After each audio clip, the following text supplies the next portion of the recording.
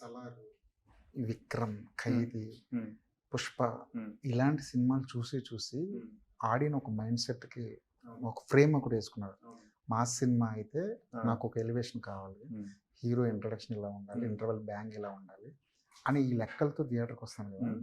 వాళ్ళని సాటిస్ఫై చేయడం అన్నది ఒక ఫిల్మ్ మేకర్‌గా మీ రెస్పాన్సిబిలిటీ అనుకుంటారా? లేదంటే అదో ప్రెషర్ అనుకుంటారా? ఏ సినిమా అయినా ఆడియన్స్ కోసమే తీస్తామండి.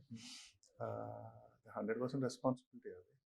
ఎందుకంటే వాళ్ళు ఇన్వెస్ట్ చేసిన డబ్బులు కానీ, పెట్టిన టైం కానీ, మమ్మల్ని నమ్మి థియేటర్‌కి రావడం కానీ 100% వాళ్ళని సాటిస్ఫై చేయడం కోసమే ఏదైనా.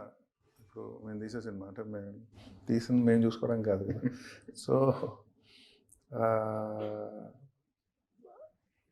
అంటే ఆహ్, అంటే ఈ జానరాలో ఈ పర్టికులర్ స్పేస్‌లో నాకన్నా ముందు తీసిన పెద్ద పెద్ద డైరెక్టర్లు, పెద్ద పెద్ద హీరోలు సినిమాలు సెట్ చేసిన స్టాండర్డ్స్ వేరు. నేను చెప్తామనుకున్న కథ అయితే ఫస్ట్ నుంచే ఇదే అండి. ఇప్పుడు చాలామందికి నచ్చడం కూడా జరుగుతుంది అది. అంటే ఇప్పుడు నా కోర్ స్ట్రెంగ్త్ ఏది, డ్రామా చెప్తామన్నదే ఆ దారిలో వెళ్దామన్నది ఐడియా ఫస్ట్ నుంచి కూడా.